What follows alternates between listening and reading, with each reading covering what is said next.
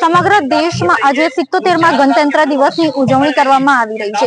વર્ષ 1950 26મી જાન્યુઆરીના રોજ ભારત દેશનું જે બંધારણ છે તે લાગુ પડ્યું હતું, જેથી ત્યારબાદ દર વર્ષે 26મી જાન્યુઆરીના રોજ સમગ્ર ભારત દેશમાં ઠેર ઠેર તિરંગાને સલામી આપીને ગણતંત્ર દિવસની ઉજવણી કરવામાં આવે છે। ત્યારે સુરત શહેરમાં પણ પોલીસ પરેડ ગ્રાઉન્ડ ખાતે સુરત શહેર પોલીસ દ્વારા ગણતંત્ર દિવસની ઉજવણી કરવામાં આવી હતી। સુરત શહેર પોલીસ કમિશનર સહિત સમગ્ર સુરત શહેર પોલીસ દ્વારા તિરંગાને સલામી આપીને ગણતંત્ર દિવસની ઉજવણી કરવામાં આવી। તો સાથે રાષ્ટ્રપતિ મેડલથી સન્માનિત થયેલ સુરત શહેરના 4 પોલીસ અધિકારીઓનું પણ વિશેષ સન્માન કરવામાં આવ્યું હતું। તો આવો જાણીએ આ બાબતે સુરત શહેર પોલીસ કમિશનર શું કહે છે। ગણતંત્ર દિવસ નિમિત્તે સર્વપ્રથમ હું સુરત શહેર પોલીસ પરિવાર તરફથી આપણા સુરતના નગરજનોને ખૂબ ખૂબ શુભેચ્છા આપું છું। 1950 થી 2026 तक बात करिए तो हमारे संविधान लागू થયા, બધા અમે લોકો ભારતીય લોકો સંવિધાન સ્વીકાર્યા અને આજે અમે જોઈએ છીએ કે કેટલા ઝડપથી આપણા દેશનો વિકાસ થયા। એના મુખ્ય પાડો છે કે આપણા જો અમારા ગ્રંથ છે, અમારા સંવિધાન જો તમામ ધાર્મિક ગ્રંથોથી બી પવિત્ર છે।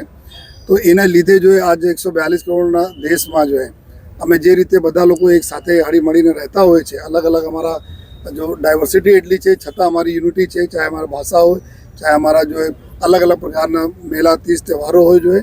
અને આ જ રીતે સુરત શહેર જો 90 લાખની વસ્તી ધરાવતા શહેર છે, જેના અમે મિની ભારત તરીકે ઓળખીએ છીએ, કારણ કે 28 રાજ્યોના લગભગ 40 લાખ લોકો આપણા સુરત શહેરમાં રહેતા હોય। ગુજરાતના 33 જિલ્લાના લોકો અહીંયા રહેતા હોય, તો મિની ગુજરાત બી છે, મિની ભારત બી છે। તો આ પ્રકાર જે રીતે સુરત એના દાખલા છે કે લોકો હળી મળીને અમારી ઇન્ડસ્ટ્રીઝ હોય, કામ ધંધા બિઝનેસ હોય, બધા જો ઝડપથી વિકસાવવામાં જો જે રીતે કામ કરે છે, એના માટે એના હું આભાર માનું છું। સાથોસાથ સુરત પોલીસને ખાસ અભિનંદન કે અમારા જો નાના કર્મચારીઓ છે, જો અત્યારે એવા એક્સપર્ટાઇઝ બી ઊભી કરી લીધા છે કે એના ક્યારેય ઉડિયામાં વાત કરવાના હોય, ઉડિયા લોકો સાથે તો ઉડિયામાં એના ટેકલ કરતા હોય, મહારાષ્ટ્રીયન્સ કરવાના તો મરાઠીમાં, નોર્થ ઇન્ડિયન્સ કરવાના તો हिंदीમાં जो है આ પ્રકાર साउथ में बात करवाना तो साउथ इंडियन में। तो एवं संकलन से कोई दिवस एवं नहीं लागे लोगों ना कि हमें अपना राज्य से बहार है।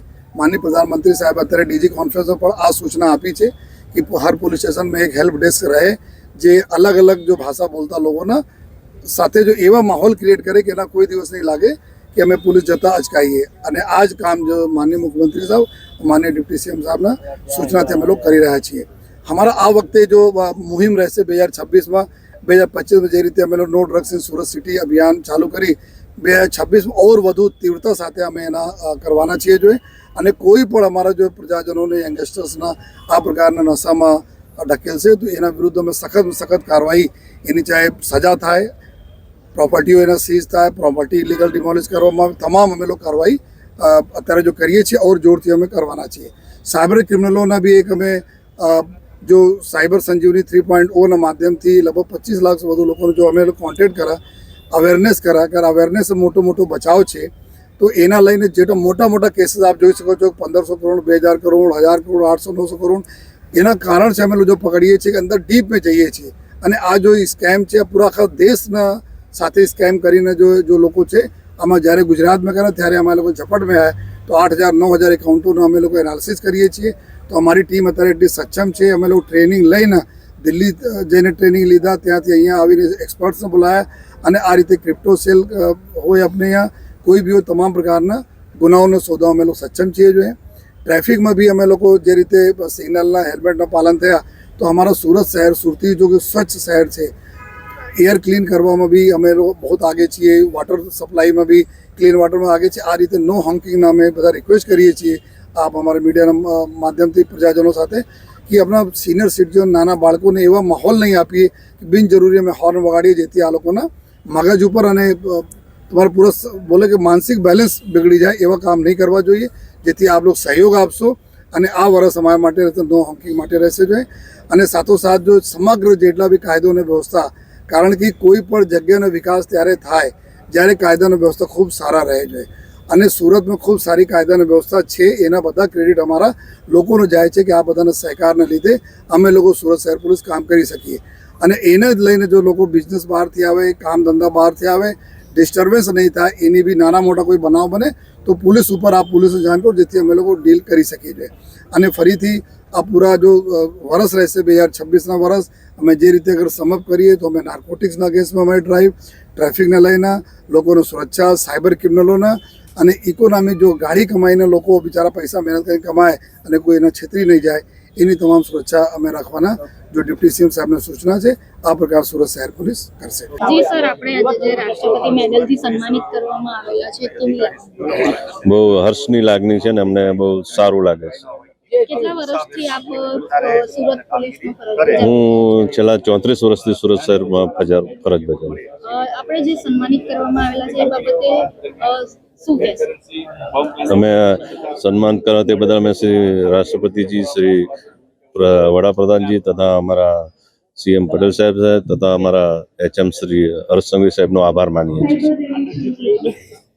જી સર, આપણે રાષ્ટ્રપતિ મેડલથી સન્માનિત કરવામાં આવેલા છે.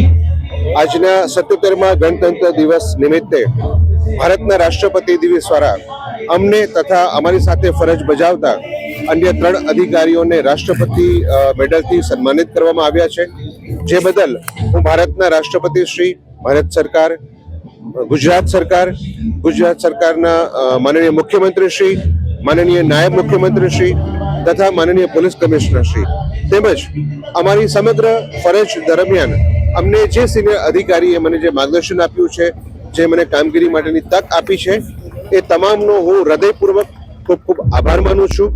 આજની આ ક્ષણ એ મારા માટે ગૌરવપૂર્ણ ક્ષણ છે, જે હંમેશા મારા જીવનમાં મને યાદ રહેશે.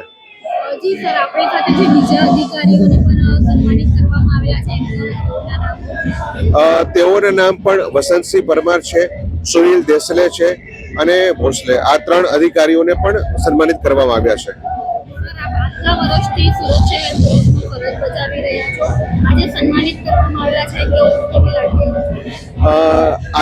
હું છેલ્લા 25 વર્ષથી પોલીસ વિભાગમાં ફરજ બજાવી રહ્યો છું, જે બદલ આજે મને જે એવોર્ડ મળ્યો છે એના માટે હું ખૂબ જ ગૌરવની, ખૂબ જ આનંદ અને ખૂબ જ ઉત્સાહની લાગણી અનુભવું છું.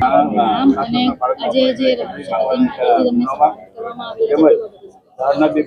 મારું નામ છે પીએસઆઈ વીએસ પરમાર.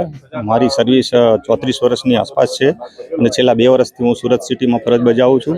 અને આટલી મારી સર્વિસમાં જે સારી કામગીરીને બિરદાવીને રાષ્ટ્રપતિ જે મને મેડલ મળ્યો છે એ બદલ ખૂબ જ ગૌરવ અનુભવું છું.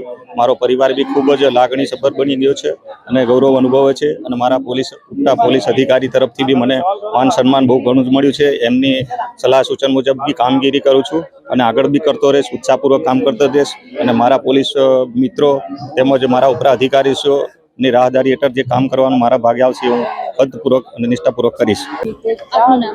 મારું નામ સુનિલ ગોરખભાઈ દેસલે, એએસઆઈ છું, ક્રાઇમ બ્રાન્ચમાં ફરજ બજાવું છું. હાલમાં હું રાષ્ટ્રપતિ મેડલથી સન્માનિત કરવામાં આવેલા છે કેવી લાગણી? ખૂબ આનંદની, ગર્વની લાગણી અનુભવી છે કે અમારે આટલી લાંબી સર્વિસ દરમિયાન સારી કામગીરી બદલ અમને રાષ્ટ્રપતિ સાહેબશ્રી તરફથી બિરદાવવામાં આવે છે, જે બદલ અમે ખૂબ ગર્વની લાગણી અનુભવી છે. આપણે કેટલા વર્ષ સર્વિસ કરી છે અને આજે આ સન્માનિત થયા છો? હું છેલ્લા 34 વર્ષથી પોલીસ ખાતાની ફરજ બજાવું છું અને સારી કામગીરી બદલ અમને જે રાષ્ટ્રપતિ સાહેબશ્રી તરફથી સન્માનિત કરવામાં આવે છે, જે બદલ અમે અમારા પરિવાર ખૂબ ગર્વની લાગણી અનુભવે છે.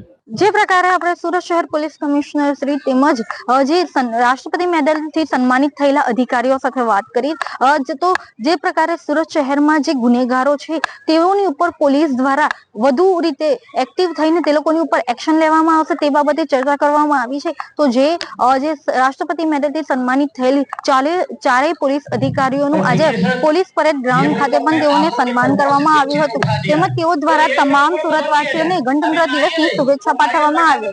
કેમેરા પર્સન સાથે રશ્મિ રાણા, રફતાર, સુરત.